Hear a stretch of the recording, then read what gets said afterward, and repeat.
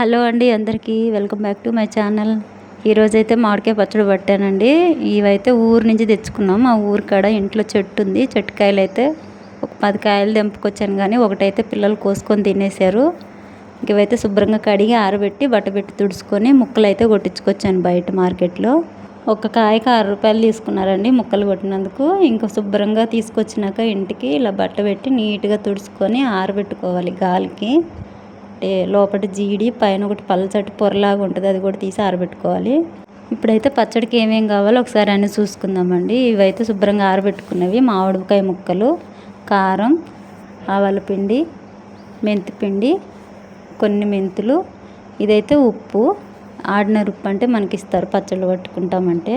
నేనైతే పల్లీల నూనె అయితే తెచ్చుకున్నాను, లీటర్ ప్యాకెట్. నువ్వుల నూనె కూడా పోస్తారు, కానీ నేనైతే పల్లీల నూనె పోస్తున్నాను. ఇప్పుడైతే మనం మామిడికాయ ముక్కలు అయితే కొలిసి పెట్టేసుకుందాము. నాకైతే ఈ గ్లాస్తోని 6 గ్లాసులు ముక్కలు అయితే వచ్చినాయి, అన్నీ కొలిసి పెట్టేసుకున్నాక.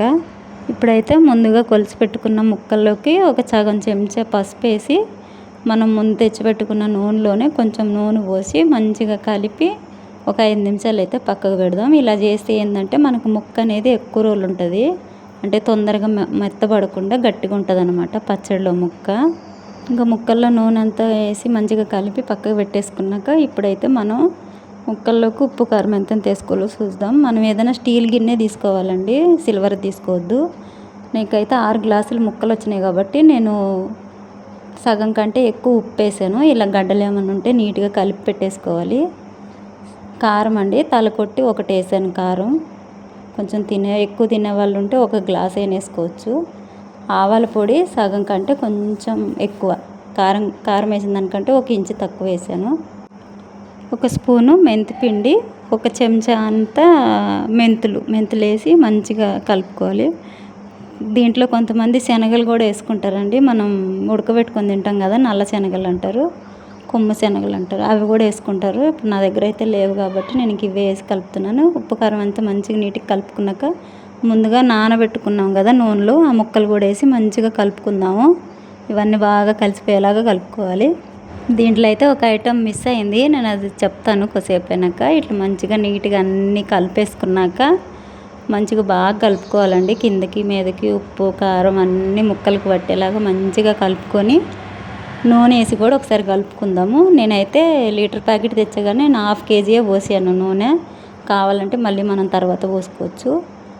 ఇప్పుడైతే మనకి నూనె కనిపించదు, కానీ మళ్ళీ 3 రోజుల తర్వాత నూనె మొత్తం పైకి తేలుతుంది. ఒక 1/2 లీటర్ పోసి మంచిగా కలిపేసుకోవాలి ఇలాగా. దీంట్లో ఒకటి మిస్ అయిందని చెప్పే కదా, అది ఏంటిది అనుకుంటున్నారా? ఎల్లిపాయలండి. నేను అలవలేదు ఎల్లిపాయలని. ఇంకా మనం ఎలాగో 3వ రోజు కలుపుకుంటాం కాబట్టి ఆ రోజైనా వేసి కలుపుకోవచ్చని నేనైతే వేయలేదు ఈరోజు. ఇంకా మంచిగా ఇట్లా నీట్గా కలుపుకున్నాక ఏదన్నా ప్లాస్టిక్ డబ్బా కానీ జాడీ కానీ ఉంటే తీసి పెట్టుకోవాలి. నాకడైతే జాడీ లేదు, అందుకని ప్లాస్టిక్ డబ్బాలో పెడుతున్నాను. మనం డబ్బా అయితే నీట్గా కడుక్కొని మంచిగా ఆరబెట్టుకోవాలి, తడి లేకుండా నీట్గా తుడుచుకొని కొద్దిసేపు ఎండకు పెట్టుకోవాలి. అంతా ఒక డబ్బాలో స్టోర్ చేసి గట్టిగా మూత పెట్టి గాలాడకుండా ఎవరు తగలని చోట ముట్టని చోట మనం పెట్టేసుకోవాలండి. 3 రోజుల తర్వాత మళ్ళీ తీసి ఒకసారి అయితే కలుపుకోవాలి. 3 రోజుల దాకా దాన్ని అయితే పట్టుకోకూడదు. మళ్ళీ 3 రోజుల తర్వాత అయితే దీన్ని కలిపేటప్పుడు కూడా శుభ్రంగా తలస్నానం చేసి తడి లేని గంటి పెట్టి మంచిగా నీట్గా కిందికి మీదికి మంచిగా కలిపి పెట్టేసుకోవాలి. ఇంతేనండి, నేనైతే ఇలా చేస్తాను పచ్చడి, మామిడికాయ పచ్చడి. మీరైతే ఎలా చేస్తారో కామెంట్ చేయండి. నా వీడియో నచ్చితే లైక్ చేయండి, షేర్ చేయండి, సబ్స్క్రైబ్ చేసుకోండి.